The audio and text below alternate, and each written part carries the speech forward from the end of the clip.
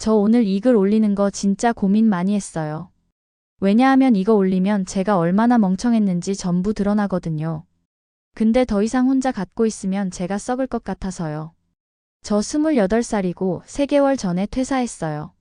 아무 계획 없이요. 근데 제가 퇴사한 이유가 번아웃이나 커리어 문제가 아니에요. 저 사기당했어요. 그것도 4년 동안 사귄 남자친구한테요. 처음부터 얘기할게요. 저는 중견기업 마케팅팀에서 4년을 일했어요. 연봉이 높은 편은 아니었지만 안정적이었고 저는 그 안정을 꽤 좋아했어요. 그래서 악착같이 모았어요. 4년 동안 월급에서 고정적으로 떼서 적금 넣고 비상금 따로 모으고 20대 중반부터 그렇게 했어요. 4년 모은 돈이 얼마였냐면 세금 떼고 실수령으로 딱 6천만 원이었어요. 그게 지금 없어요. 전부요. 남자친구를 만난 건 회사 다닌 지 1년 됐을 때였어요. 소개팅으로 만났고 첫인상이 되게 단단한 사람이라는 느낌이었어요. 말수가 많지 않고 자기 일에 진지하고 허세가 없었어요. 저는 그런 사람이 좋았어요. 걔가 하는 일이 스타트업 관련 컨설팅이었어요. 여러 초기 스타트업들한테 사업 방향이나 투자 유치 같은 걸 도와주는 일이라고 했어요. 실제로 명함도 있었고 미팅도 자주 다녔고 일하는 척이 완벽했어요. 일하는 척이라는 걸 안 건 훨씬 나중이에요. 사귀고 2년쯤 지났을 때 걔가 저한테 투자 얘기를 꺼냈어요. 자기가 컨설팅하는 스타트업 중에 진짜 될 것 같은 곳이 있는데 초기 투자자로 들어가면 나중에 몇 배로 돌아온다고. 소액이라도 같이 해보는 게 어떻겠냐고. 저는 처음엔 거절했어요. 투자는 잘 모르겠다고 괜히 잃으면 어떡하냐고. 그랬더니 걔가 강요하지 않았어요. 알겠어. 네가 불안하면 하지 말자고 했어요. 그게 오히려 저를 믿게 만들었어요. 강요하지 않는 사람이라는 인식이 생기니까 나중에 걔가 다시 꺼낼 때 경계심이 낮아져 있었거든요. 두 번째로 얘기 꺼낸 게 사귀고 3년 차였어요. 이번엔 좀 더 구체적이었어요. 자기가 직접 지분을 갖고 있는 곳인데 조만간 시리즈 투자를 받을 것 같다고. 그 전에 소액주주로 들어가면 투자받는 순간 가치가 올라간다고. 그리고 이번엔 자기 돈도 같이 넣는다고 했어요. 얼마냐고 물었더니 1,000만 원이라고 했어요. 저는 그때도 망설였어요. 1,000만 원이 적은 돈이 아니잖아요. 근데 걔가 보여준 게 있었어요. 사업계획서처럼 생긴 문서, 투자계약서처럼 생긴 서류, 그리고 대표라는 사람이랑 화상통화까지 시켜줬어요. 지금 생각하면 그 대표라는 사람도 배우였겠죠. 그때는 몰랐어요. 1,000만 원 보냈어요. 그리고 6개월 뒤에 걔가 또 왔어요. 이번엔 추가 투자 기회가 생겼다고. 이미 넣은 돈이 있으니까 기존 소액주주 자격으로 우선권이 있다고. 이번엔 2천만 원이라고. 저는 그때 좀 더 쉽게 결정했어요. 이미 1,000만 원을 넣었고 그게 잘못된 선택이라고 인정하기 싫었던 것 같아요. 이미 투자한 돈이 있으니까 추가로 넣어야 그게 살아난다는 논리가 이상하게 먹혔어요. 2천만 원 보냈어요. 그 다음이요. 걔가 또 왔어요. 이번엔 다른 방식이었어요. 회사가 IPO를 준비 중인데 상장 전에 마지막으로 지분을 늘릴 수 있는 기회라고. 이번이 진짜 마지막이라고.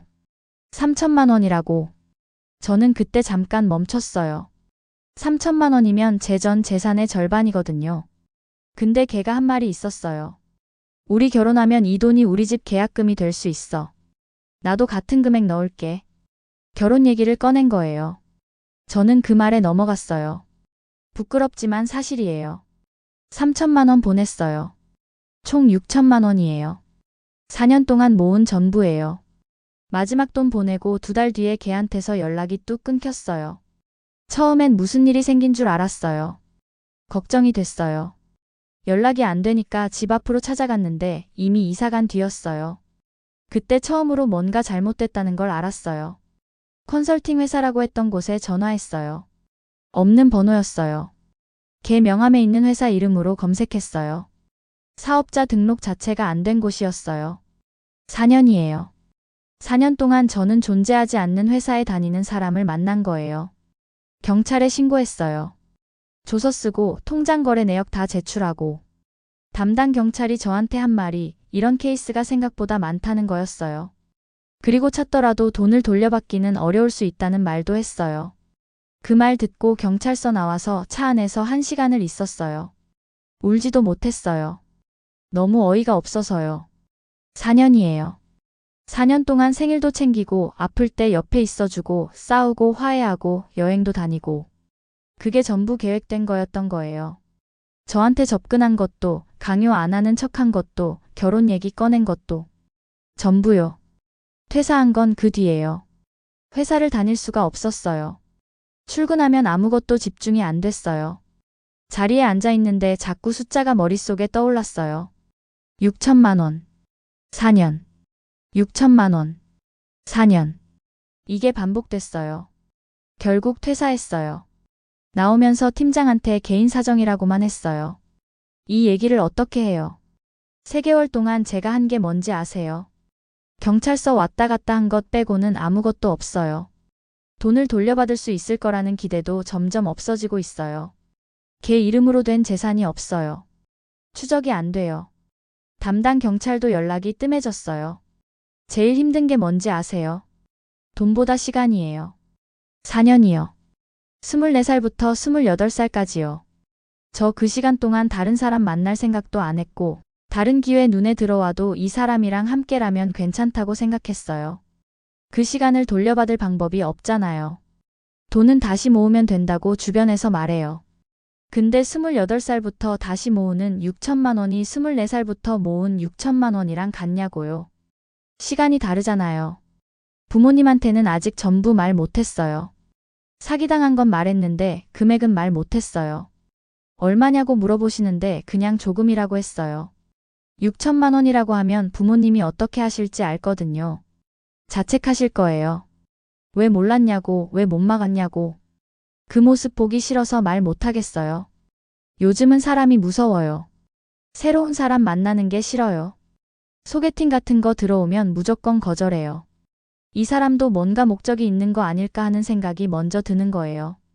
이게 맞는 반응인지 모르겠는데 그냥 그렇게 돼요. 취업은요? 준비해야 하는 거 알아요. 근데 손이 안 가요. 이력서 쓰다 보면 4년 전 얘기부터 다시 써야 하는데 4년 전이면 그 사람 만나던 때거든요. 연결이 돼버려요. 끊어내야 하는데 끊어지질 않아요. 이번 달 목표가 하나 있어요. 피해자 지원센터 한번 가보는 거예요.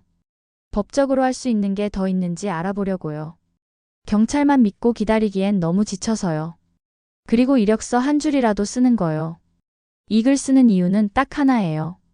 저처럼 연인한테 이런 식으로 당한 분 있으면 어떻게 일상으로 돌아오셨는지 듣고 싶어서요.